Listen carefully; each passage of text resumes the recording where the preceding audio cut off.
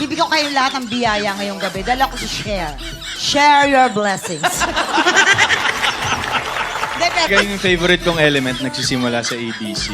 Ay, ano? ABC, tapos may kasamang elemento PQ. In fairness naman sa'yo, may baon ka rin, ha? Bakit? Ba't ka naniniwala sa kanila? Ha? Diyos ba sila? Ha? Eh sila nga yung paiba-iba ng sinasabi tungkol sa sakit ko eh. Nung una, cervical spondylosis. Tapos kung ano-ano pang therapy yung pinapagawa sa atin. Di ba? Tapos ngayon, dystonia na. Hindi naman yata halatang pineperahan lang tayo ng mga yan.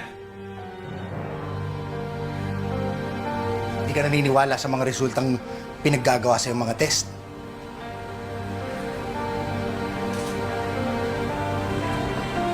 May gagawa mo rito.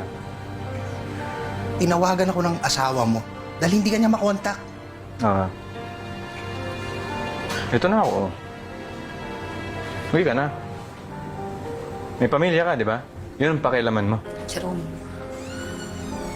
Jerome, bakit ka ba nagkakaganyan? Hindi ko alam! Hindi ko na alam! Kung gusto niyo malaman dahilan, tanungin niyo yung doktor! Baka sila alam nila!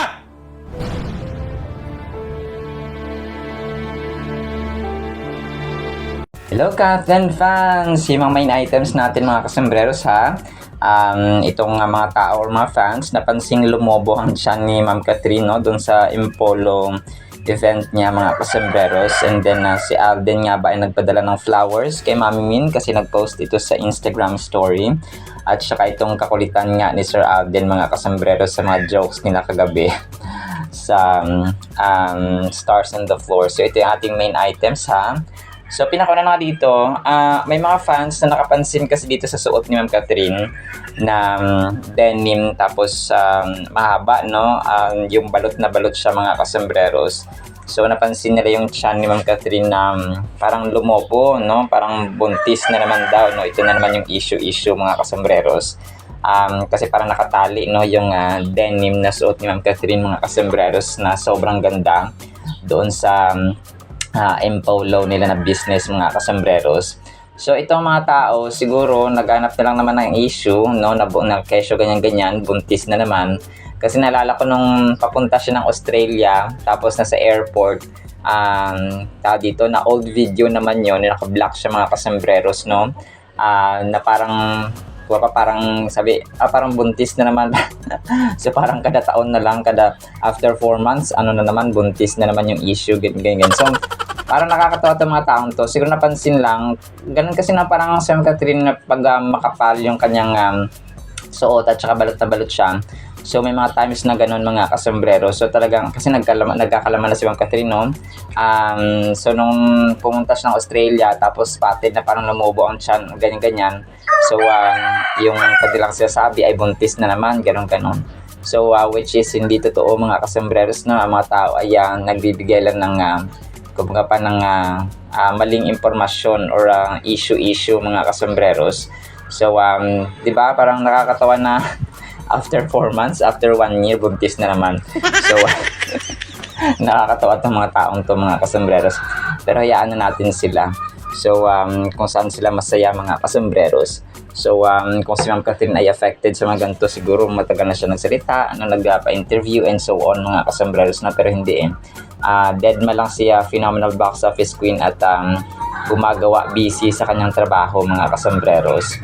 So, hayaan na natin sila. And then ito, next item natin, kasi si Mami Min, yung mga flowers, mga kasombreros ay parang vinidyohan niya, no? Doon sa Impolo nga nila na ribbon cutting, mga kasombreros. Tapos parang may mga flowers, nagpadala ng flowers dito, mga kasombreros. So, ako man ay inisa-isa ko yung parang talagang pinost ko yung video isa-isa, tsaka tinignan kung kanino mga pangalan ang andito, no, from Benson. So unfortunately, no, wala si Sir Alden dito from Edmond Howe. So mostly, no, parang may dugong Chinese ito mga kasambreros. Tapos meron dito from Eric L. So parang gano'n mga kasambreros. No? Tapos may Eddie Deli Edison nakalagay dito, and then may Richard ng Benson, and so parang gano'n. So unfortunately wala si Sir Alden dito, no? Pero hindi naman kailangan na ibalandra ni Sir Alden yung mga pinapadala niyang flowers or gifts dito kay Ma'am Catherine mga kasambreros. Alam natin na that they're communicating privately mga kasambreros. So ito ay mga flowers na galing sa mga I would say business partners or mga malapit na kaibigan or family members ni Ma'am Catherine at saka ni Mami Min mga kasambreros na nagpadala sa kanila ng congratulations sa kanilang bagong business. So ayun po. And actually may caption ito, no? Yung pinost ni Mami Min na flowers sa kanyang Instagram. Sabi niya dito ay thank you for being part of this exciting journey. This event isn't just about opening a new space. This showroom represents more than just products on display. It is not just a place where you can buy bathroom fixtures, but it's a place where ideas can come to life, where partnerships can grow, and where creativity can flow. We are open to customization, guys, and that's possible with the Empolo brand DE. Together with our partners, I am committed to delivering quality that speaks for itself. We are proud to welcome Empolo into the Materilink family, a meaningful step forward that we are excited to make with all of you, our colleagues and friends. So ito yung kanyang caption mga kasambreros. And then ito, next item natin mga kasambreros, ito yung episode nila kagabi, no, sa Magpakailanman. Yung tao dito, sobrang galing ni Sir Alden dito, no, yung may dystonia siya. Yung runner mga kasambreros, no, yung kanyang dito, tapos meron siyang dystonia. So sobrang galing talaga ni Sir Alden mga kasambreros. Bagay sa kanya yung mga parang may dito, may mental health problem. Tapos kasi nakita ko yung kay Sir Arjo, sorry po, kay Sir Arjo Atayde na parang naging role ni dati, no. Sorry po pero medyo hindi bagay, no, yung role, pero nanalo yata siya doon mga kasambreros. Na magaling naman siya, pero para saan parang magaling talaga si Sir Alden mga kasambreros mga ganito. Sobrang galing ni Tisoy sa kanyang So kagabi ito yung episode na. Pero ito replay ito mga kasambreros na kasi 2023 yata ito na unang pinalabas sa Magpakailanman. Kasama niya nga dito si Ma'am Sanya Lopez pa noon mga kasambreros, no? And then sina Sir Gio Alvarez. So ang galing talaga ni Tisoy dito mga kasambreros. So nagsi-self-pity siya dito, no? Tsaka ang galing. Hindi, kasi inaaba ko dito, di ba, habang nagsasalita siya, parang tumatapik-tapik yung mukha niya. Inaabangan ko na parang, kasi pag nawawala ka sa character mo, kunwari nagsasalita ka, tapos hindi pumipitik-pitik yung ulo mo, so nawawala ka dun sa character. Pero siya hindi consistent, no? Habang nagsasalita, tapos parang isang segundo lang, pitik agad, so ganun mga kaso. Parang naging director na ako dito. Pero napansin ko lang mga kasambreros, ganun, ang galing Tisoy talaga mga kasambreros, sa mga ginagampanan niyang mga role mga kasambreros. And then ito, so ito na nga itong Stars on the Floor na kulitan nila kagabi. So ang tanong kasi dito, parang ano yung favorite elements ng mga coaches, no, or mga hurado, mga kasambreros. Grabe yung tawa ni Sir Alden dito, parang nakakahawa talaga. nakakahawa yung tawa ni Sir Alden dito. Kasi yung pinakauna nga dito si Ma'am Pokwang, sabi niya, hindi niya kailangan ng biyaya kasi daw siya daw si share your blessings. Tapos tawang-tawa si Sir Alden mga kasambreros. Tapos gusto ko rin yung joke dito ni Coach J mga kasambreros, kasi yung pinaka-favorite daw niya na element na simula ng bata siya ay yung maliit pa siya ng bata pa is elementary. Tapos yung kay Sir Alden naman ay yung nagsisimula daw sa yung favorite element niya nagsisimula sa ABC. Tapos ABC, tapos sabay LMNOP, sabi nga ganun. Tapos sabay tawa ni Tisoy mga kasambreros, ang kulit lang. Tapos sabi ni Ma'am Marian, in fairness, may baon ka rin yun. Grabing talent design na parang nakakahawa. Parang alam mo yung sagad hanggang tiyan, from tiyan hanggang sa lalamunan yung kanyang tao dito, yung kanyang tawa mga kasambreros. Parang ang lalim ng tawa, very contagious ng tawa ni Sir Alden mga kasambreros. Parang from chan to esophagus to throat mga kasambreros hanggang voice larynx or voice box. Sobrang kulit talaga ni Sir Alden mga kasambreros. And ang have ng kanyang joke dito mga kasambreros, no? Kasi siya mismo ay tawang-tawa sa kanyang sa kanyang joke mga kasambreros. And then ito, last item natin ito mga kasambreros, no? Senior ni Sir Alden sa kanyang Instagram story. Si Baby QQ Baby Avi, no? Baby QQ to lang. Si Baby Avi na anak ni Marlene Capones mga kasambreros, no? Parang nagbabike siya.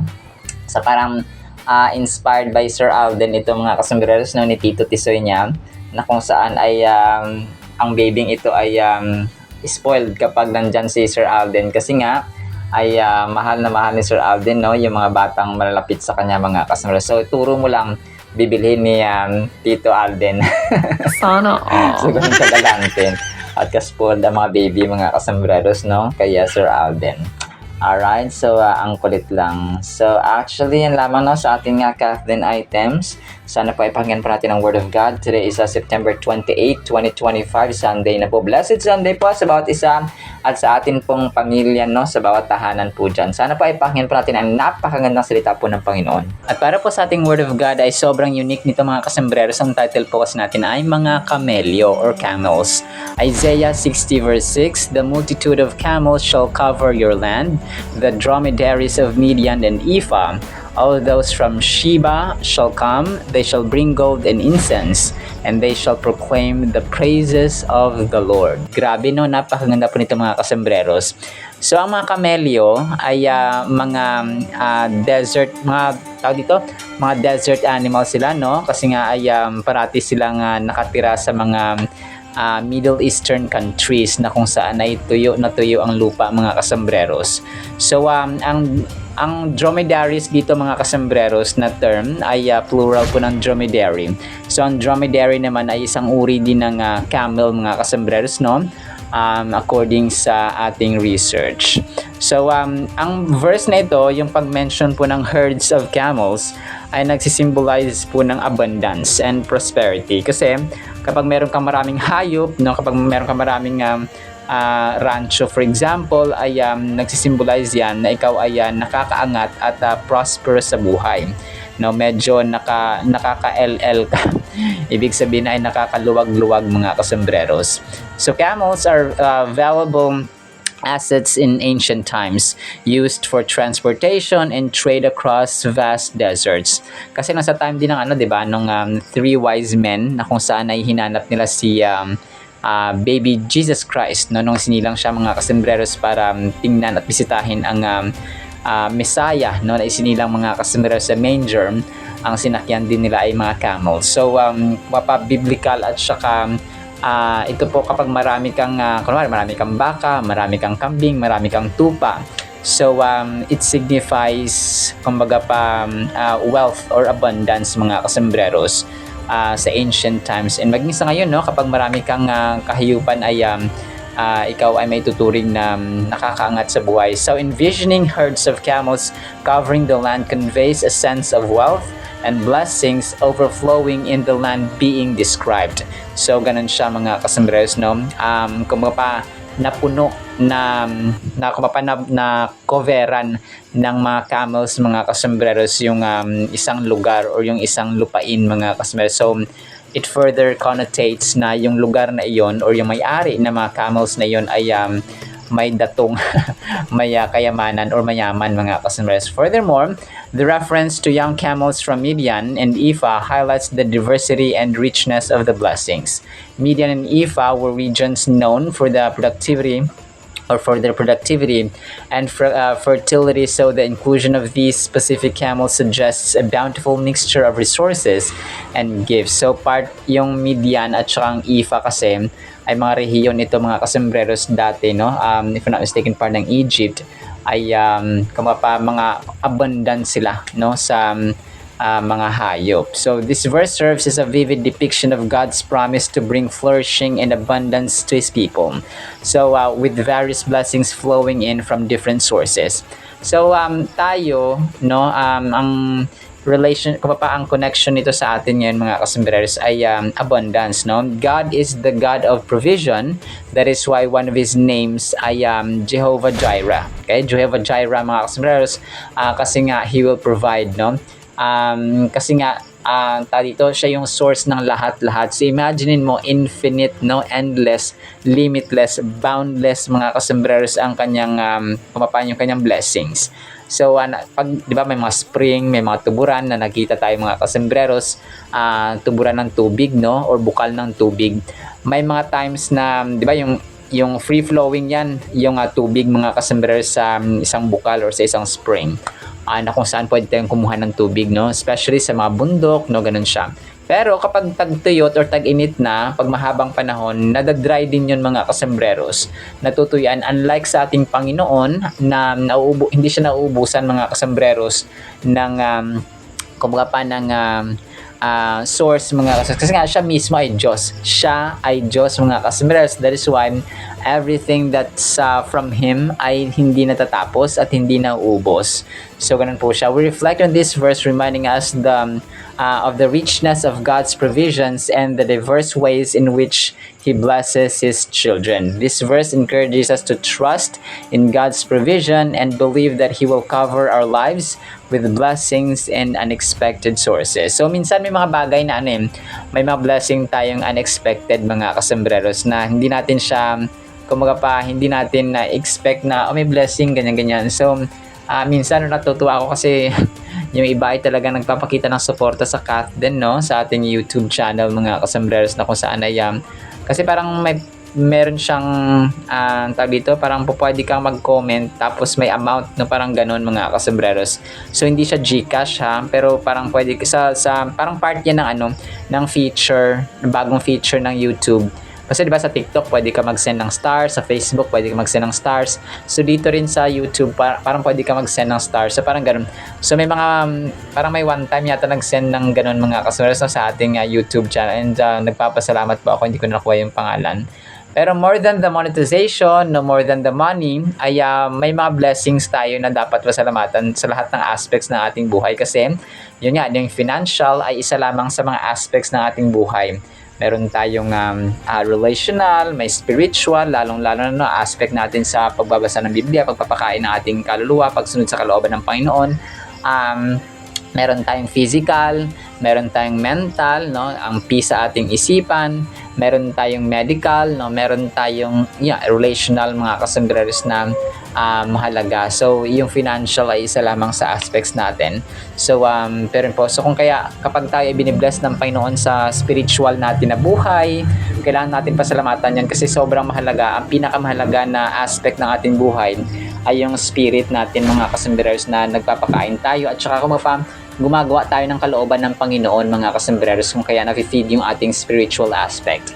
So yung ating physical, na wala tayong karamdaman, kung meron man ay gumagaling, and so on. Yung relational, no, talaga maganda rin yun, no? Meron kang magandang relasyon sa iyong pamilya, sa iyong magulang, sa iyong asawa, sa iyong kapatid, sa iyong kuya, ate, and so on, ay magandang relationship, na blessing din yun sa Panginoon mga kasembreros. And then yung ating mental, no, wala tayong mental disability or parang hindi tayo stress, no, may peace, may peaceful sleep tayo,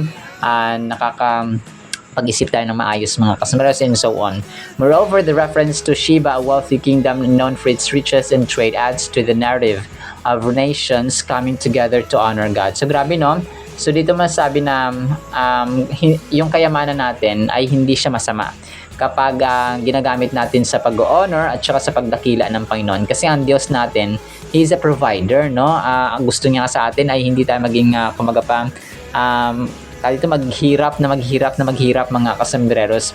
Kapag tayo po ay mayaman, let's praise God. Kahit tayo ay nagdarahop minsan, no, let's praise God mga kasembreros. Both instances, sa hirap, yung tagline ng vows mga kasembreros, palitan ng vows na mag-asawa, na sa hirap at ginhawa, no, sa lungkot at ligaya, sa sakit man o sa kalusugan, ay dapat till death do us part mga kasambreros. Ganon dapat. Hindi ibig sabihin na nagdurusa ka ay hindi mo napasalamatan ng Panginoon, no? Hindi po dapat ganon. Kasi mapapag tinetest ng Panginoon ng ating pananampalataya by sending us sickness, for example, by sending us problems, for example, ay kung ibig sabihin tinetest niya yung ating pananampalataya, mananalig pa ba tayo sa Kanya o hindi na. So once na may problema tayo, may trials tayo, tapos nagtiwala tayo sa Panginoon, ay may gantimpala tayong makuha, or may gantimpala siyang ibibigay sa atin mga customers, or blessing na ibibigay. So as simple as that, no? Parang isa kang parang may assignment na binigay sa iyo, tapos na-accomplish mo mga kasembreros, di ba? Magulangan natin nagbibigay ng reward, no? Kapag tayo po ay binigyan ng task, tapos na-accomplish natin o natapos natin ng maayos mga kasembreros. Ganon din po ang ating Diyos. So join us in embracing the call of Isaiah 60 verse 6 to offer our unique gifts to the Lord and uplift those in need. Let us be the beacons of light in a world that craves goodness and compassion, spreading positivity like wildfire. So, ganun siya mga kasembreros, no? Yung camels ay nagre-represent ng abundance. Tayo rin mismo sa ating buhay, sa ating pamilya, and so on, ay maging beacons, kumaga pa maging examples at maging kasangkapan ng kabutihan ng ating Panginoon na makapangyarihan at ang ating greatest provider. Alright, sinama sa ating Word of God, ha? No, apoy pagpalain po tayo ng pag-ibig, pananampalataya, pag-asa, abundance na nagmumula sa ating Diyos na source ng lahat-lahat, as in lahat-lahat, as in lahat-lahat. In Jesus' mighty name we pray, Amen and Amen. See you sa next segment mga sunes, and paalam po. I love you.